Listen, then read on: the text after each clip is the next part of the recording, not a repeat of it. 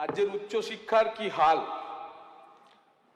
তা শত চেষ্টা করেও ভারতীয় জনতা পার্টির বিজয়ী বিধায়করা বারংবার সরকারের পক্ষে দাঁড়িয়েও আসল কথা বলতে গিয়ে যা বোঝালেন তা উত্তরাধিকার সূত্রে আমরা একটি পোকায় খাওয়া উচ্চশিক্ষা ব্যবস্থাকে হাতে পেয়েছি। তাই ভারতীয় জনতা পার্টির প্রতি মানুষের এই আশীর্বাদ এবং পরিবর্তনের সরকারের পরে তো প্রথম 100 দিনের মধ্যে আমরা উচ্চশিক্ষা দপ্তর নিয়ে আমাদের বাজেটে আমরা যা বলেছি, ভবিষ্যতের দিশা আমরা যা দেখাবো, তার সঙ্গে কি অবস্থায় আমরা উচ্চশিক্ষা দপ্তরকে পেয়েছি তা যদি এই মহতী সদনে এবং আমাদের সম্মানীয় সদস্যদের সামনে না রাখি, তাহলে উচ্চশিক্ষা মন্ত্রী হিসাবে আমি আত্মপ্রবঞ্চনায় ভুগব। বাস্তবিকই উচ্চশিক্ষার কি হাল, উচ্চশিক্ষা নিয়ে আমাদের পূর্ববর্তী যে সরকার তারা কতটা আগ্রহী ছিলেন তার প্রমাণ আজকের এই বেঞ্চ। আমি খুবই ইমপ্রেসড প্রসূন বাবুর কথা শুনে, কিন্তু আমার মনে হচ্ছে যে এখনো পেশাদার পুলিশ অফিসার বা প্রশাসকই তিনি রয়ে গেছেন, এখনো ততটা রাজনীতিবিদ হতে পারেননি। আর মদনদা তো আছেনই, উচ্চশিক্ষা এবং মদনদাকে ঠিক মেলানো আমাদের, কিন্তু বাকি আর কেউ নেই। মদনদা উচ্চশিক্ষায় জ্যোতিষ্ক, আমরা সব ছোটখাটো নক্ষত্র যদি হই। এই অনুপস্থিতিই বলছে যে যেখানে সিন্ডিকেটবাজি নেই, কাটমানি নেই, চুরি জচ্চুরি নেই, সেখানে তৃণমূল কংগ্রেস নেই। এবং তার ফল একটি পোকায় খাওয়া উচ্চশিক্ষা ব্যবস্থা আমরা পেয়েছি। 31টি বিশ্ববিদ্যালয় হয়েছেন। এই চেয়ারে যিনি বসতেন তিনি বারবার ঘোষণা করতেন, কটা ছিল আপনাদের সময়তে, এইভাবে বলতেন, আমি পারছি কিনা জানি না। 31টা বানিয়ে দিয়েছি রাজ্যের রাজ্য পোষিত বিশ্ববিদ্যালয়। একটু জানাই কি অবস্থায় আমরা বিশ্ববিদ্যালয়গুলো পেয়েছি। প্রাইমারি স্কুলের অধম। আজকে এই বিধায়করাই আমার কাছে আসছেন, বলছেন আমার এলাকার বিশ্ববিদ্যালয়টা এই অবস্থায় আছে, এটার ইনফ্রাস্ট্রাকচার বাড়াতে হবে, দাদা কি করব? দায়িত্ব যখন আমাদের কাছে মানুষ দিয়েছে আমরা তাদেরকে বড় করব, কিন্তু কি অবস্থায় পেয়েছি যদি এই সদনকে না জানাই, তাহলে উচ্চশিক্ষা নিয়ে যে এতদিন যে রোজি পিকচার দেওয়া হতো তা ওই অবস্থাতেই থেকে যাবে। যে 31টি বিশ্ববিদ্যালয় তৈরি হয়েছে তার মধ্যে 9টি বিশ্ববিদ্যালয়ের পরিস্থিতির কথা বলছি। দার্জিলিং হিল ইউনিভার্সিটি, ছাত্র সংখ্যা কত জানেন? 39। একটা বিশ্ববিদ্যালয় চলছে 39 জন ছাত্র নিয়ে। বিশ্ববিদ্যালয়টা কোথায় স্থাপিত হয়েছে? একটা ITI কলেজে। বিদ্যুৎ নেই, যাওয়ার রাস্তা নেই। ওখানে একটি বিশ্ববিদ্যালয় পাহাড়ে বেড়াতে গিয়ে হয়তো মনে পড়েছিল, কেউ দেখিয়ে দিয়েছিলেন, দিদি এখানে একটা ইউনিভার্সিটি করলে হয় না? বলছে করে দে, বিশ্ববিদ্যালয় হয়ে গেছে। ভাবুন, দার্জিলিং এর মতো পাহাড়ে নিচে নামলেই যেখানে নর্থ বেঙ্গল ইউনিভার্সিটি রয়েছে, আরো একটি বিশ্ববিদ্যালয় রয়েছে, দার্জিলিং গভর্নমেন্ট কলেজে পিজির সমস্ত কোর্সেস পড়ানো হয় অলমোস্ট, পাহাড়ি ছাত্রদের যা পড়ার দরকার, তারপরেও একটি হিল ইউনিভার্সিটি। উত্তরবঙ্গের আমাদের স্কুল শিক্ষামন্ত্রীর যে কেন্দ্র, সেখানে 20 কিলোমিটারের মধ্যে 2টি বিশ্ববিদ্যালয়, দুটিই ঢুকছে। 20 কিলোমিটারের মধ্যে 2টি বিশ্ববিদ্যালয়, দুটিই ঢুকছে। হয়েছে, MLA এসে বলেছেন বিশ্ববিদ্যালয় না হলে ওখানে হেরে যাব, নর্থ বেঙ্গলে আমাদের বিজেপিকে হারাতে হবে, চলো বিশ্ববিদ্যালয় করে দাও। কন্যাশ্রী ইউনিভার্সিটি বলছে জমি আছে, নেই।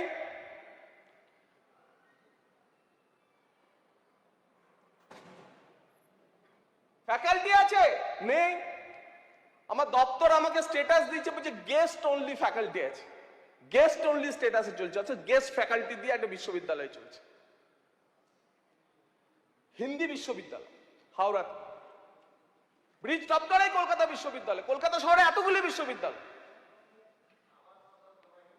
সেই হিন্দি বিশ্ববিদ্যালয়ের উপাচার্য এসে কান্নাকাটি করছেন, বলছে আমি একা, সবে ধন নীলমণি, আর কেউ নেই, আর কেউ নেই। স্টুডেন্ট কত? বলছে 178 জন। বলছে আমি কিন্তু বিশ্ববিদ্যালয়ের ভিসি, আমি আর আমার 178 জন স্টুডেন্ট, এই নিয়েই চালাচ্ছি স্যার, কিছু তো করুন। একই রকম আছে Rani Rashmoni green university, green university, কোনো ফ্যাকাল্টি নেই, কোনো বিল্ডিং নেই। বিল্ডিং এ ইন্টারেস্ট থাকার কথা, ওই ইন্টারেস্টে বিশ্ববিদ্যালয়গুলো তৈরি হচ্ছিল, কিছু কনস্ট্রাকশন হবে, কিন্তু সেগুলো আর করে যাওয়া যায়নি। 200 ছাত্র।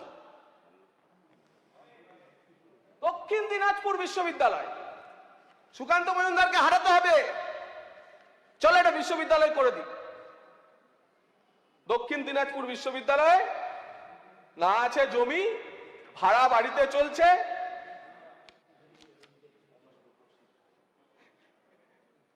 আমার সতীর্থ বলছেন যে তাও এক বাড়িতে চলে না, ওখানে আবার বাড়িওয়ালা বলেন যে তাও তারা বিশ্ববিদ্যালয়, তারা 6 মাস পর পর আবার বিশ্ববিদ্যালয়ের ঠিকানা পরিবর্তন হয়ে যায়।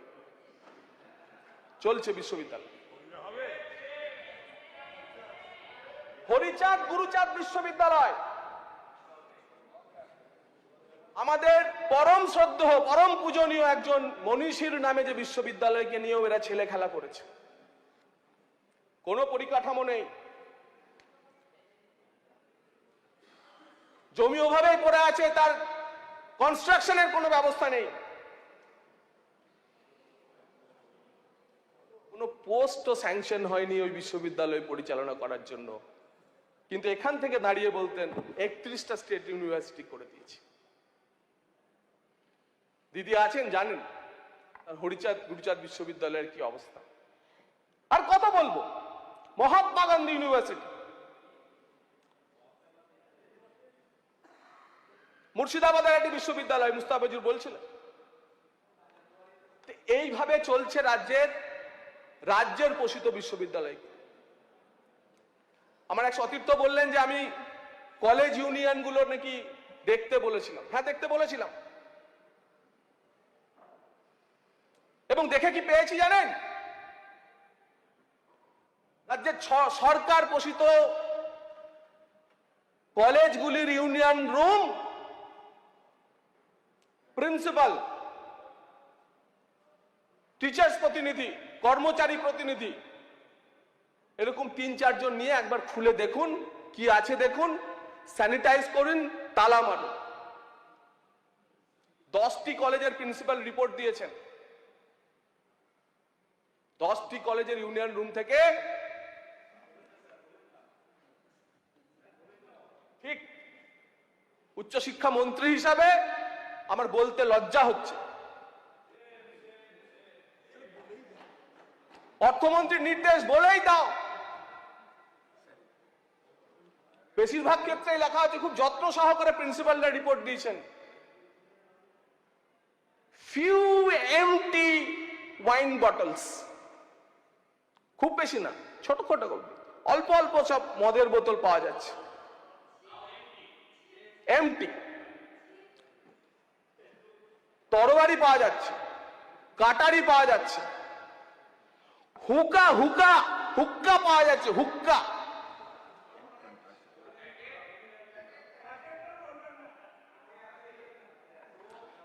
এবং দুর্ভাগ্যের বিষয়, একটি কলেজের ইউনিয়ন রুম থেকে ইউজড কন্ডম পাওয়া গেছে। গত 15 বছরে কলেজ ক্যাম্পাসগুলির এই অবস্থা হয়েছে। আমি আর কলেজগুলির নাম নিতে চাই না, কিন্তু ধন্যবাদ জানাতে চাই সেই সমস্ত অধ্যক্ষদের বা টিচার ইনচার্জদের যারা সাহস করে উচ্চশিক্ষা দপ্তরে রিপোর্ট পাঠিয়েছেন। আমার বিশ্বাস অনেক কলেজের অধ্যক্ষ এবং অনেক কলেজের টিচার ইনচার্জ যারা নিজেদের কলেজের সম্মান বাঁচানোর জন্য ইউনিয়ন রুম স্যানিটাইজ করার সঙ্গে সঙ্গে তালা মারার পর নিজেদের চোখও স্যানিটাইজ করে নিয়েছিলেন, তাই উচ্চশিক্ষা দপ্তরে অন্ততপক্ষে নিজের কলেজের অসম্মান করতে রিপোর্ট পাঠাননি। এই অবস্থায় আমরা কলেজ পেয়েছি। এই অবস্থায় আমাদের কলেজগুলি, বিশ্ববিদ্যালয়গুলি, উচ্চশিক্ষা প্রতিষ্ঠানগুলি পাওয়ার পরিণাম কি? যে পশ্চিমবঙ্গ একসময় শিক্ষা, সংস্কৃতি, আমাদের একমাত্র পরাকাষ্ঠা, আমাদের আত্মশ্লাঘার জায়গা। মাননীয় মন্ত্রী মশাই, আপনার কতক্ষণ লাগবে? আর 10 মিনিট। আরো 10 মিনিট। ঠিক। তো সেখানে সেই বাংলার যেখানে অবস্থা, সেখানে আমাদের নওশাদ ভাই বলছিলেন যে গ্রস এনরোলমেন্ট রেশিও আমাদের জাতীয় গড়ের থেকে আমরা নিচে নেমে গেছি। জাতীয় গড় যেখানে 30%, আমরা 26%। এই 15 বছরে আমরা নেমেছি। উচ্চশিক্ষায় এত বড় অধঃপতন আসলে বাঙালির মেরুদণ্ডকে ভেঙে দেওয়ার শামিল। এই অবস্থা থেকে আমাদের উচ্চশিক্ষাকে টেনে তুলতে হবে। বললেন প্রসূনবাবু ফ্যাক্ট 2 এর কথা।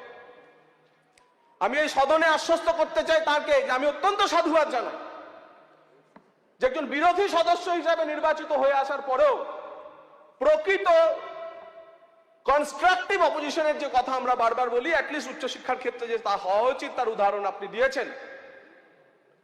সরকারের বিবেচনায় রয়েছে যে আমরা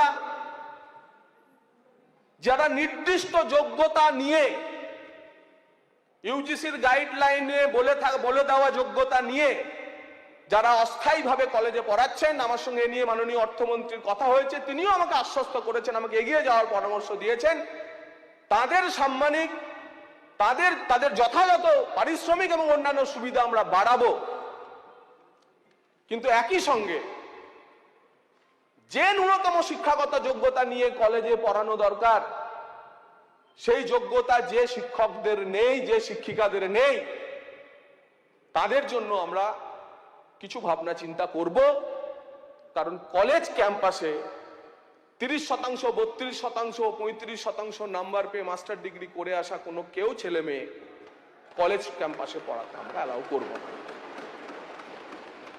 এবং আশা করব যে ভুল যদি হয়েও থাকে পুরো আগের সরকারে, বর্তমানে যারা এখন রয়েছেন বিরোধী বিধায়ক হিসেবে জিতে এসছেন, তারা আমাদের এতে সহযোগিতা করবেন। যদি সত্যি গুণগত মান ক্যাম্পাসে ফেরাতে হয়, তাহলে প্রথম গুণগত শিক্ষক দিতে হবে। মুস্তাফিজুর ভাই এবং নওশাদ ভাই বলেছেন যে উচ্চশিক্ষা ক্ষেত্রে ভ্যাকেন্সির কথা, শূন্য পদের কথা। গৌরবঙ্গ বিশ্ববিদ্যালয় সহ আরো কয়েকটি বিশ্ববিদ্যালয়ে নির্দিষ্টভাবে দুর্নীতির কথা, আর্থিক অনিয়মের কথা এসেছে। অধিকাংশ সদস্যই বলেছেন, যারা বিতর্কে অংশ নিয়েছেন, যে বেসরকারি শিক্ষা প্রতিষ্ঠান ব্যাঙের ছাতার মতো গজিয়ে ওঠা।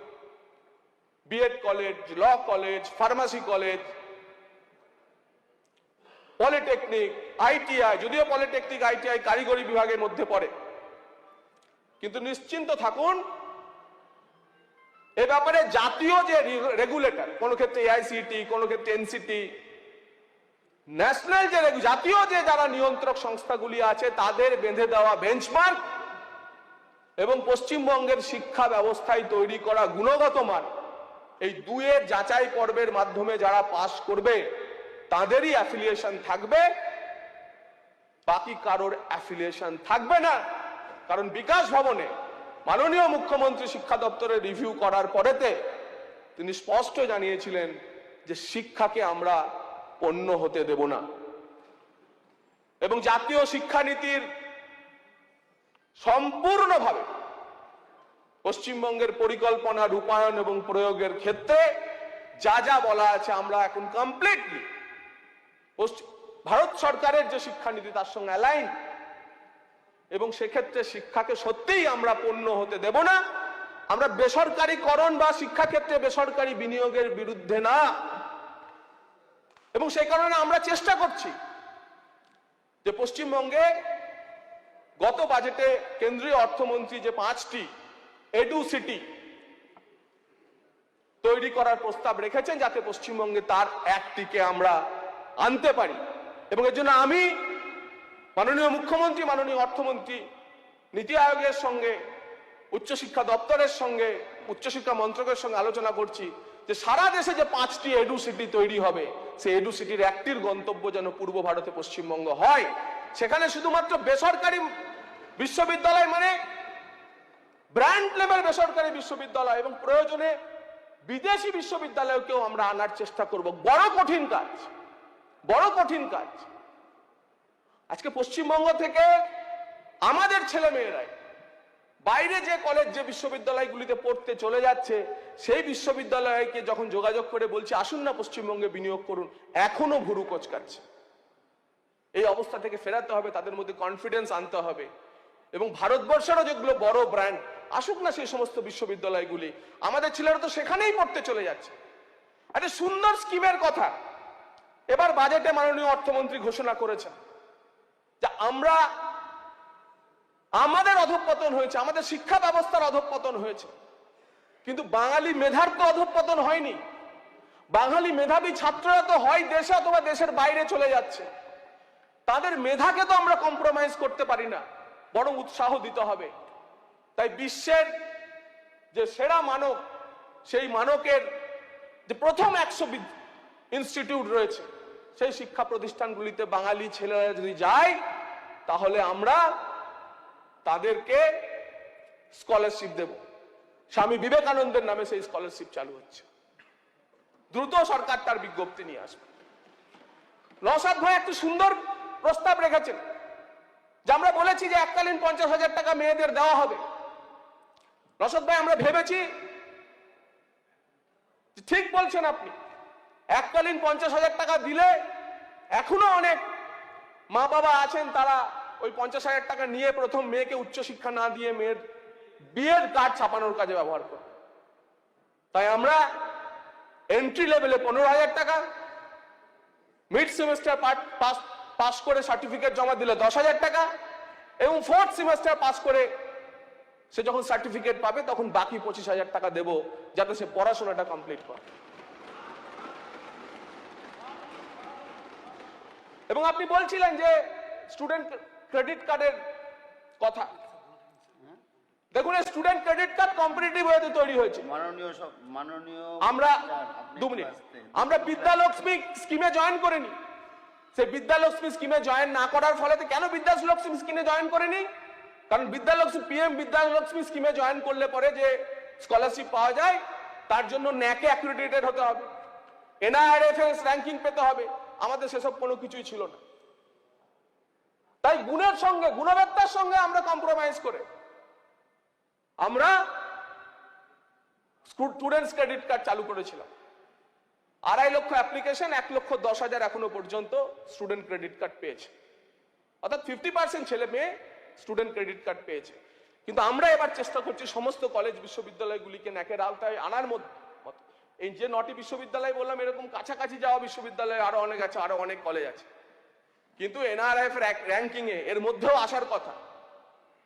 যে টপ 10 এর মধ্যে 2টি ইনস্টিটিউট এখনো কলকাতার, 100টির মধ্যে 6টি এখনো পশ্চিমবঙ্গে। আমরা চাইছি যে এই সংখ্যা অন্তত পক্ষে প্রথম 100তে 20টি ইনস্টিটিউট যায়। দেখুন, অদ্ভুত ব্যাপার, রাজনৈতিক লড়াই তামিলনাড়ুর সঙ্গেও বিজেপির ছিল, কিন্তু এনআরএফ র্যাঙ্কিং এ সবচেয়ে বেশি তামিলনাড়ুর প্রতিষ্ঠান, আর আমরা নিজেদেরকে ডিসএনগেজ করেছি। গত 15 বছরে আমরা পিছিয়ে গেছি, আর তামিলনাড়ু এনআরএফ এ জয়েন করে আরো বেশি উচ্চশিক্ষা ক্ষেত্রে ধন নিয়ে গেছে এবং নিজেদের র্যাঙ্কিং জয়েন করেছে। ভালোটা আমরা নিইনি।